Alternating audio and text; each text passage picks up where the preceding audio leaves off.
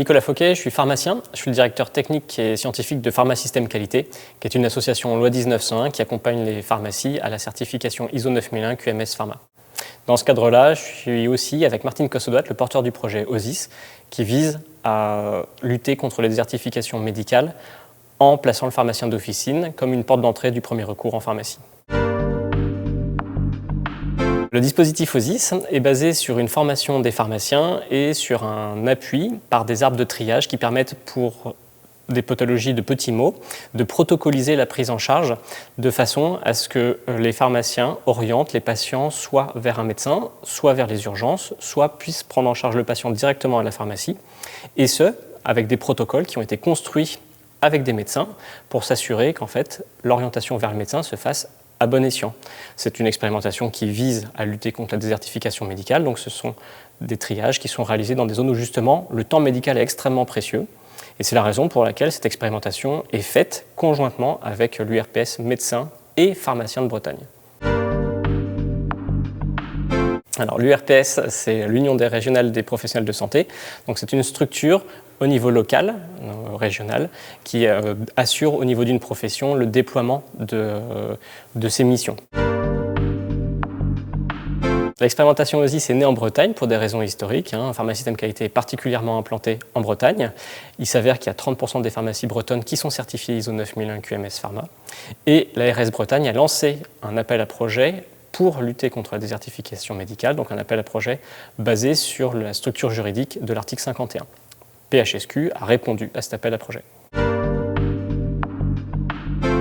La région Bretagne est particulièrement concernée par les déserts médicaux, mais maintenant un petit peu comme tout le territoire français. Néanmoins, il y a eu une volonté de l'ARS Bretagne de lancer cet appel à projet, et c'est la raison pour laquelle on s'est positionné dessus. Le dispositif a rencontré un grand succès. Il a été évalué une première fois il y a quelques mois. Il a été recentré dans son expérimentation. Et là, maintenant, il est ouvert à 3 autres régions, le Centre Val-de-Loire, la Corse et l'Occitanie.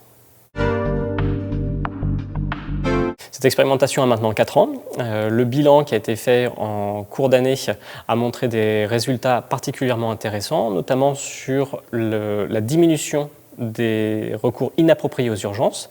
Dans un premier temps, on a démontré que le pharmacien, en ayant cette approche protocolisée avec les médecins, était capable de diminuer de 75% le passage inutile aux urgences. On est en train de se rendre compte, avec ce recentrage lié à l'évaluation, qu'on est capable maintenant plutôt de tendre ça vers probablement environ 90%. Donc il y aurait environ 90% du passage inutile aux urgences qui, pour des petites pathologies, pourraient être directement réorientés par le pharmacien d'officine, soit vers le médecin généraliste, soit par une prise en charge en pharmacie de ville. Une des clés de la réussite de ce projet, c'est aussi une grande confiance que les patients ont avec leur pharmacien. Une confiance qui est née il y a pas mal d'années, mais qui ne s'est pas démentie. Et la formation qui a été donnée en complément aux pharmaciens a permis donc d'appuyer cette compétence du pharmacien.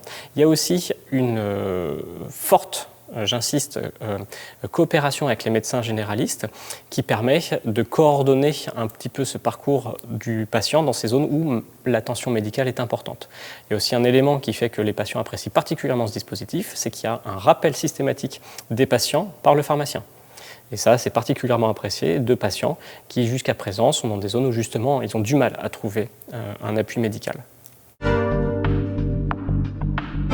Ce dispositif permet de revaloriser le métier de pharmacien en réaxant cette profession, notamment sur le côté scientifique et médical, qui est tout à fait complémentaire de ce qu'il faisait déjà par ailleurs, mais qui n'était peut-être pas très connu, un, du grand public, et deux, de nos institutions.